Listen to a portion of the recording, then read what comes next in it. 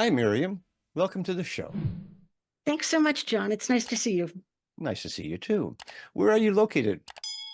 I'm in Santa Fe, New Mexico, Oh, um, high in the mountains, 7,000 feet, and it's been snowing, even really? though it Wow. was 60s. Yes, and I planted some things I shouldn't have planted, and that's spring here. Yeah. Okay. Well, it's nice and sunny here in Nova Scotia, and they're calling for snow in the next few days, and I put my shovels away. I don't think I'll be having to shovel, at least I hope not. Well, I see that you have written many, many books, but we're going to concentrate on your latest one. And before we do that, though, why don't you tell us a little bit more about yourself, a backstory, so people could warm up to who you are and how you got to this point to write so many books? Haha. That's something I don't exactly know the answer to, but I'll make something up that's approximate. I was born in New York City. I was raised in Jersey. I used to lie when I was a young adult. People would say, "Where are you from?" And I'd say New York, and they'd say, "Where in New York?" And I'd say New Jersey. New Jersey has a bad reputation for being rough and rude, and it's still inside me. I lived in San Francisco, and I came to Santa Fe, New Mexico, when it was much quieter in 1984. And in terms of personal history, which I do think changes from topic to topic, right? Like your history as a mother, or your history as a writer, or your history as a traveler. All of those sort of categories change how the story is told. In terms of being a writer, I was sort of in and out of the counterculture for most of my life. I was just a little bit too young to really go to Woodstock. And anyway, my mother had us under lock and key, so we wouldn't have been able to go in any case. It was always like kids a couple of years ahead of me were like hippies and in the counterculture. But my father was a extremely dedicated anti-war activist. He was on Nixon's enemies list twice. Our phone was tapped. He was Mirandized, arrested but released. And so this was, during the 60s. I grew up in a household with very left-wing politics and a sense of combat, I would say, between us and the general society. All four of my grandparents were immigrants, Jewish immigrants from what they called the Ukraine, but was really the Russian Empire.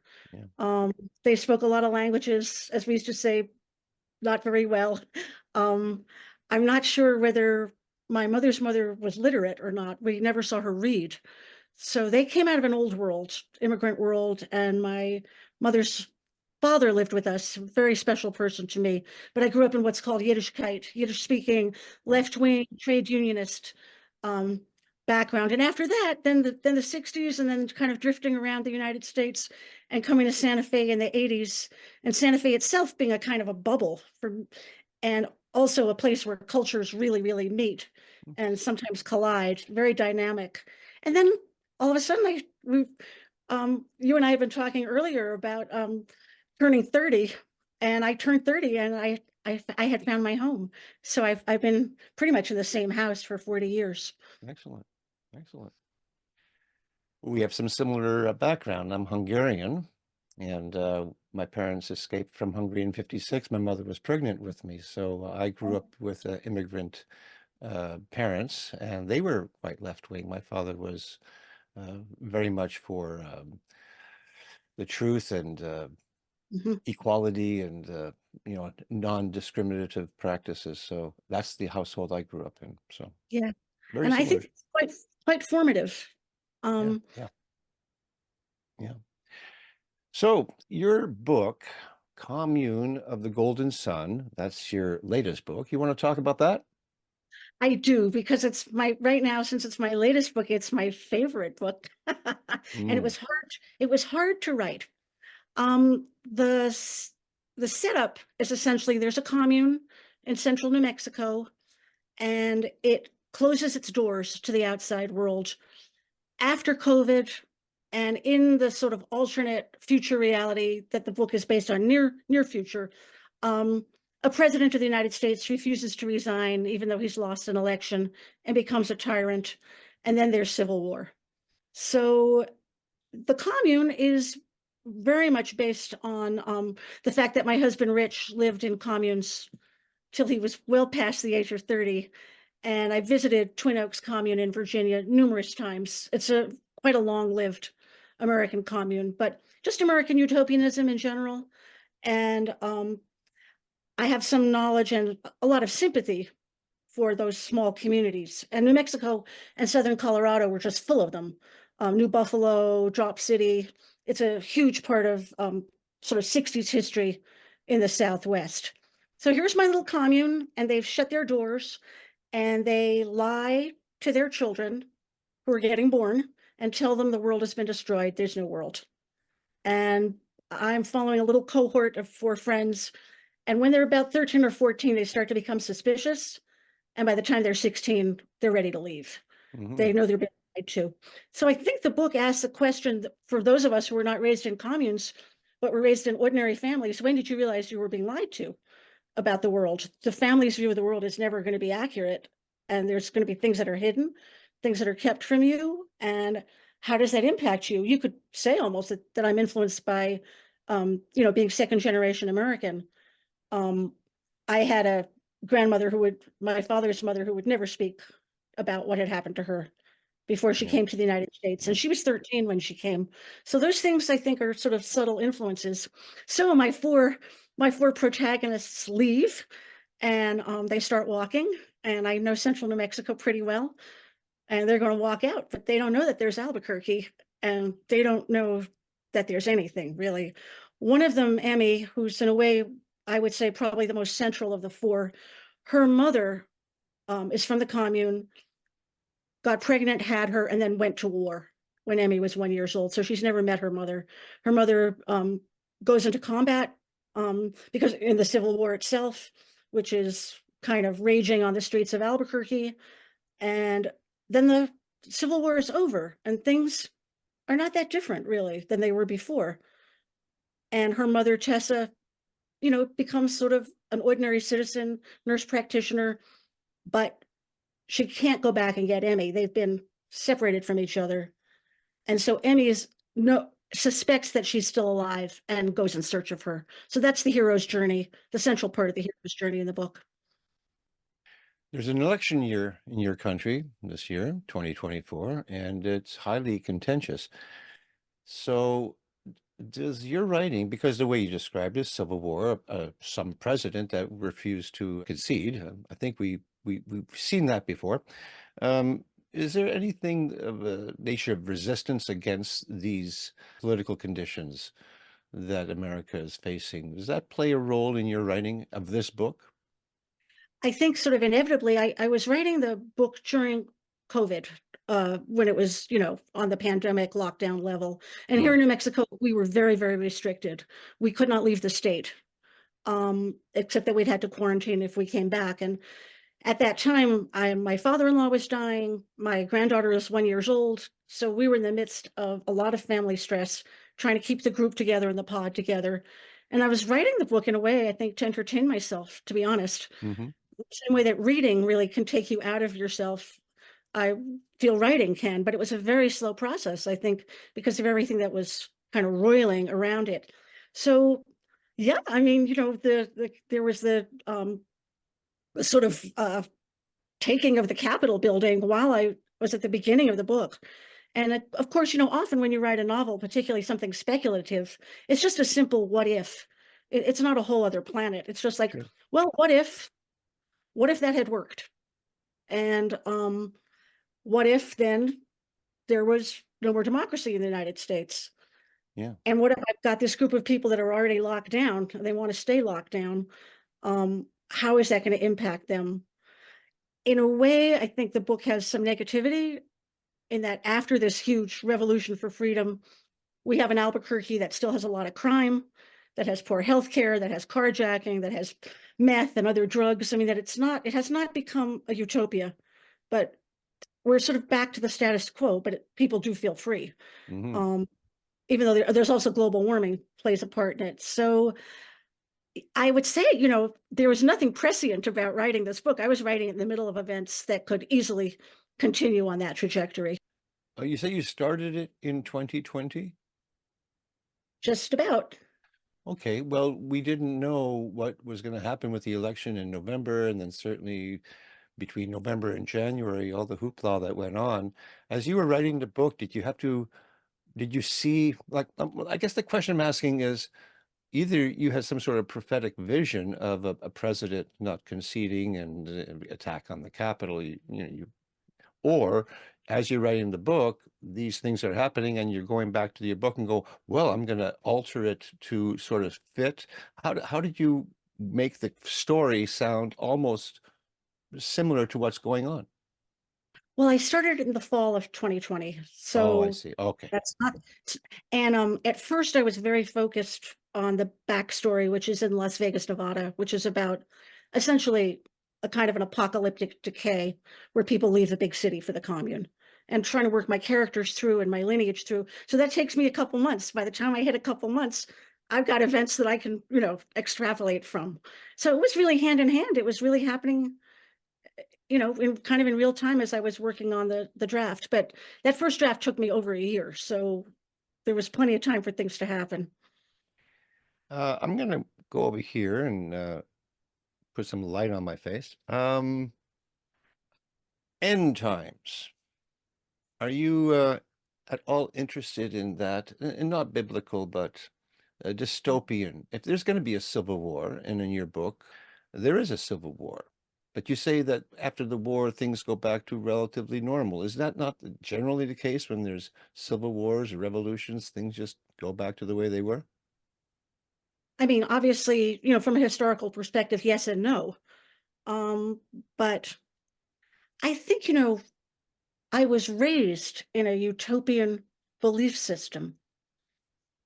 I mean, Jewish culture in the shtetl of the Pale really had three idealistic movements: Zionists, which is not what we would call Zionists today, but the Hmm. idea of land, um, communists, Bolsheviks, and Hasids who believed the Messiah was coming. So this is a group of very oppressed people who really, really share a belief that the future is going to be wonderful. Where this comes from, where this optimism comes from, you know, God alone knows, right? But I was raised with a lot of that energy that an exquisite future is coming to us, and we're going to work towards it. And I think I became more cynical as I got older and life went on and that generation died out. So I feel personally, I've always felt a war inside myself between my practicality and looking at conditions as they are, and realizing history might be more circular than I was raised to believe. It's Yeah. not an arrow, shot from a bow going towards utopia, but Mhm. things come around again and they fall and they develop. But it's a question I can't solve, and I didn't try to solve it in this novel. I just tried to let it out by letting certain characters have certain belief systems. Okay. And rather than, I couldn't really decide, John, whether the commune was like oppressive or beautiful. It's both, right? And Right. Right. I went back and forth. I really, really struggled. And so finally, I have a character named Jake, who's sort of the grandfather in the book, and he loves the commune of the Golden Sun. He loves it. It's his sweetie. It's everything he wants. And I hope my readers love him. He's a very special character. I kind of let him out of the bag and let him speak, let him be the personification of idealism. Okay. And he's also a person who's a little bit touched by the divine. He has some experiences that are non-standard. Okay. So, and you know what? He can be seen as a foolish idealist too. He's not the only voice in the book, but I wanted to give somebody that voice. Yeah. What level of spirituality is involved in the book, and is there any religious? You talked about beliefs. Is there religious and spiritual beliefs there? Oh, thank you. That's a beautiful question. It opens with a retelling of a Zen koan out of the Rinzai Buddhist tradition, um, which is basically asks, which is the real person, the person who's active or the person who is sick in bed? And we could all ask ourselves that question, which is the real me, the person who's out in the world or the person who's sick in bed? So which is the real, about a woman, which is the real woman? And then I worked that through the book intensely, where my My central protagonist is split in half by the middle. She's two places at once, but unaware of it. She's sort of in a coma on the commune, and she's walking around in the book at Albuquerque. And so she is not what you would call an integrated person. And the whole thrust of the last third or half of the book is for these two parts to reunite. So it's very influenced by Buddhism. I mean, I have a lot of background in Buddhism, lived in monasteries. I was trained at San Francisco Zen Center. And I worked at koan personally for many years. So that's one thread in it. There's also I'm I'm Jewish, and I love the Torah, and so my character Jake, he's leaving Las Vegas, he's going to New Mexico, and he's camping out on the Little Colorado, and a man appears and wrestles him all night and puts out his hip. So that's right out of the Jewish Bible, of wrestling with the angel. The guy's name is Jake, so that's pretty Mm. good. Yeah. And and the thing that I like about it is that he refuses to get the hip set. He's in Arizona. He goes for urgent care in the middle of the night. He's taking a lot of Advil and he's eating some gummies and he can't walk. And they set it, but they tell him he needs PT, he needs surgery, and he won't do it. So he walks with a limp um, for the rest of his life, the rest of the book, because I think he doesn't want to give up what happened to him. Yeah. So, Yeah. yeah, so there's two different spiritual traditions pretty Cool. strongly in the book. And there's also, in terms of healing, um, I threw in a lot of different things in Albuquerque. I threw in different traditions, Hispanic curandera and Pueblo healing traditions, and Western medicine. Just a bunch of people are trying to heal Emmy when she's in this coma. And there's sort of the neighbors and the new age, just that quality of that there's a lot of healing traditions in a lot of cultures. And that's very New Mexico for a bunch of people to be sort of in and out of your house. They're not like each other, but they all kind of want the same thing to happen in a good way, a very neighborly quality. And so I brought that kind of that looseness around culture into the book. I don't get a chance to speak to too many people who are familiar with Zen. I myself am very much enamored by it, and I was a young man when I was first introduced. When I was living in Toronto, I spent quite a bit of time at the Toronto Zen Center, Mhm. so I know what koans are, and I don't Yeah, meet too many people who know what they are. I have a favorite one as well. It's based on the empty cup. In fact, I wrote a song called "The Empty Cup," which is based entirely on that koan. And I that's like great. its message and I pass it on to people, and most people disagree with me, but that's the way it is.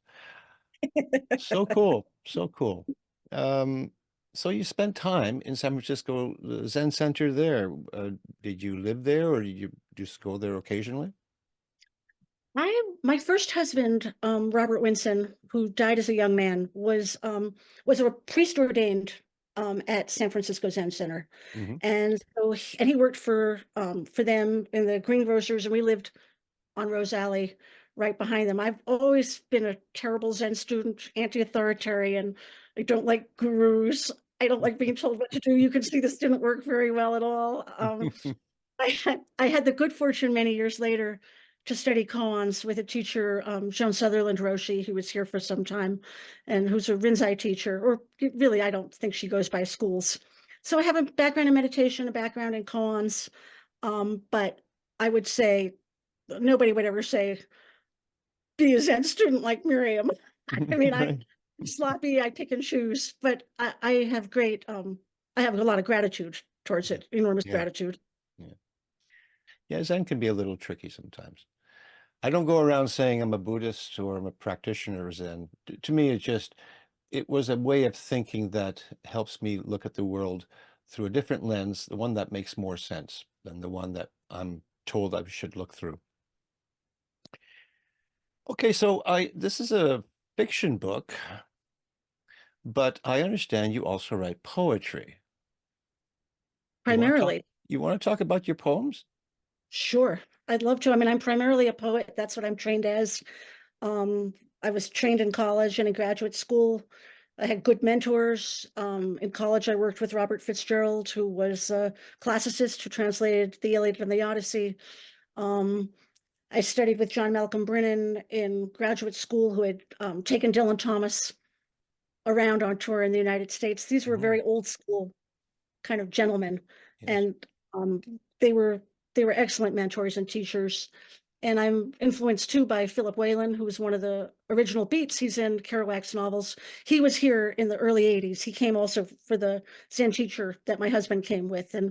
And we took care of Philip and for many, many years. And so I was he was not exactly a formal teacher, but I learned a lot from him. So always nice to sort of say your lineage, particularly in poetry.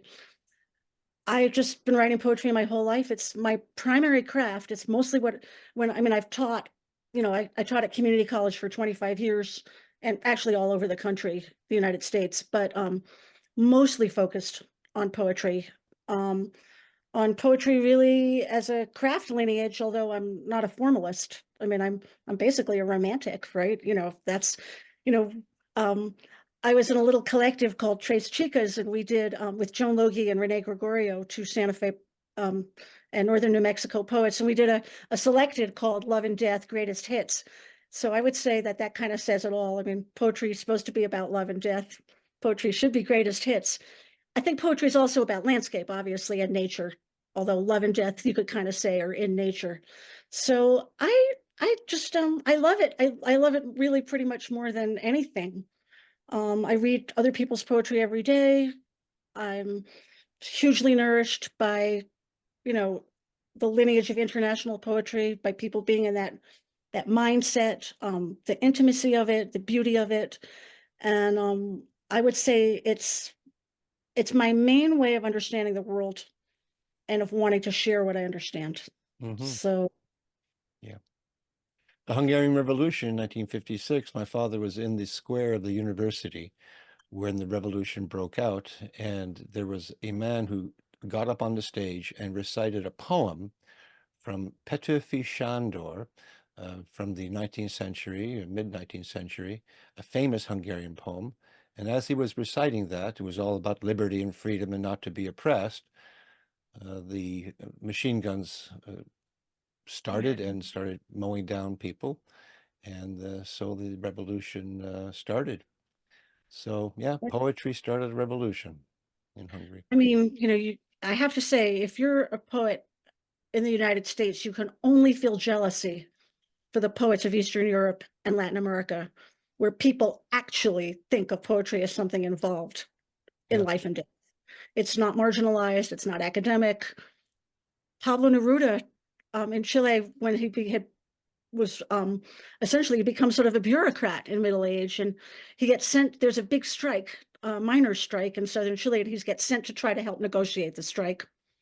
And the miners are singing a poem of his Yeah. set to a folk song, and his mind is blown. Right? I mean, his day is made, his life is made. Right? Hmm. He doesn't ever want anything else to happen, even though he's this amazing world poet. But there's that quality of reality that we do not have in the United States today about poetry. I've got to get to that. So Well, my father was a snowbird.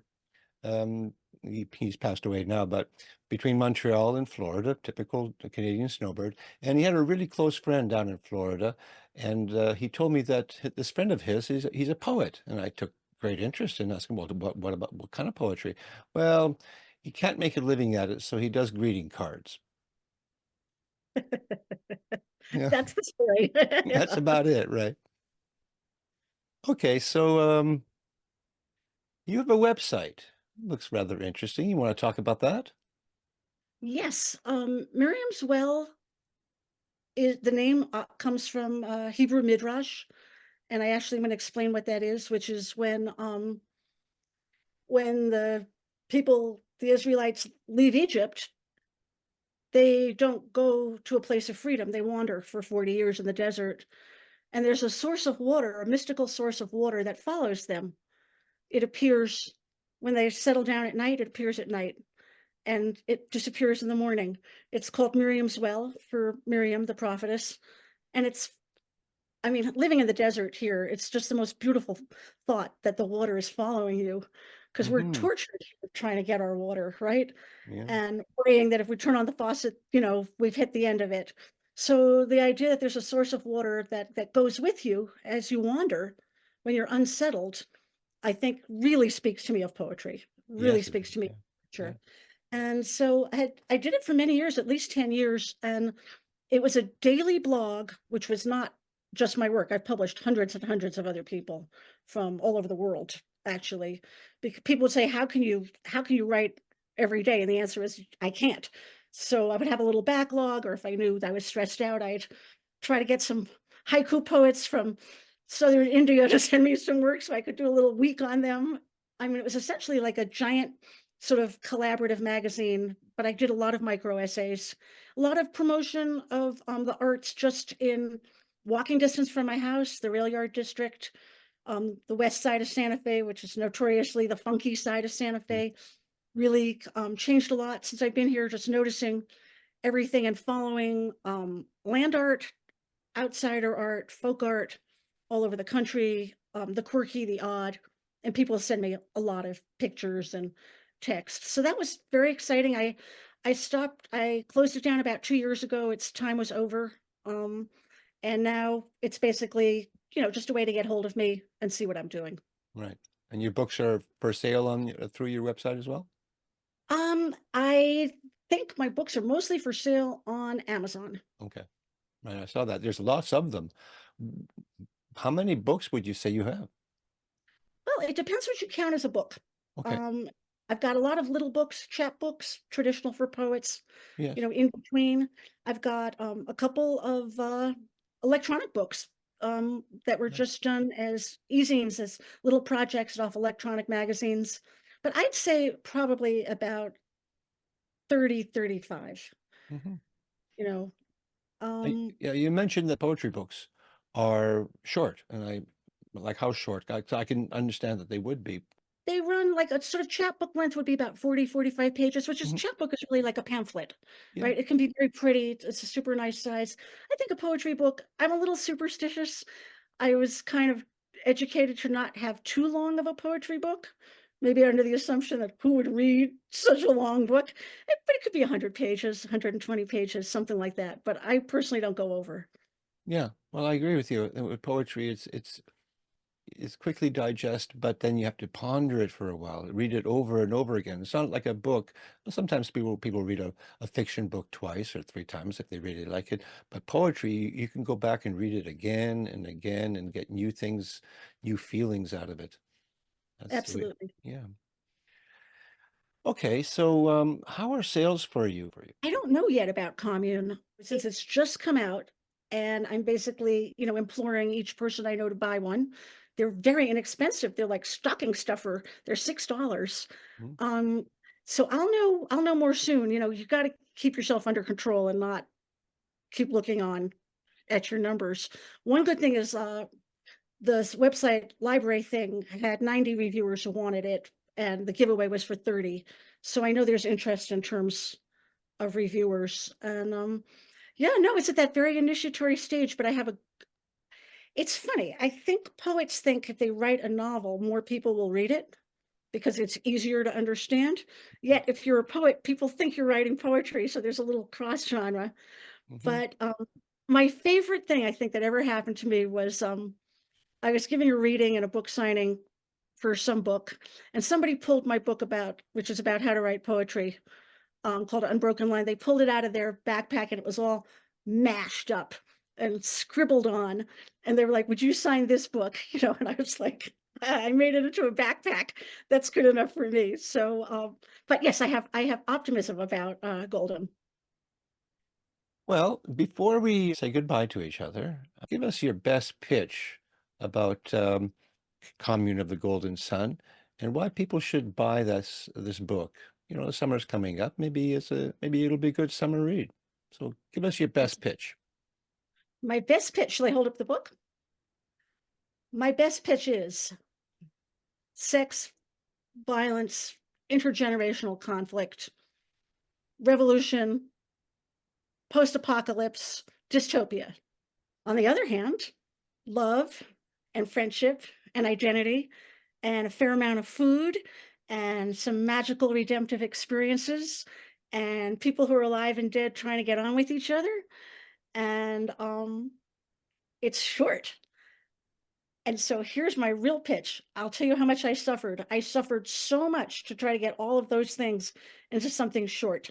So that's why you should read the book. Very good. Very good. Super. Miriam, it's been a delight speaking with you, and you seem like a very nice person, and I'm curious to read some of your poems because I happen to like poetry. So maybe I'll order a couple of your short poetry books, put it into Please my do. library. Yeah, I think I will. All right then. Thank you so much. It was very fun to meet you and to get to talk. I appreciate it. It was a pleasure speaking with you. You take care of yourself now. And you as well. Enjoy.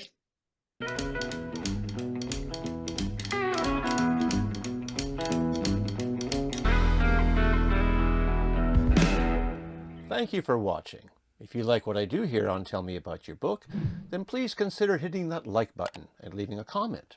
You can also subscribe and ring that bell because I release 2 episodes per week, one on Wednesdays and one on Saturdays. And if you are an author, I would love to hear from you. Until such time, keep on writing and be kind to one another.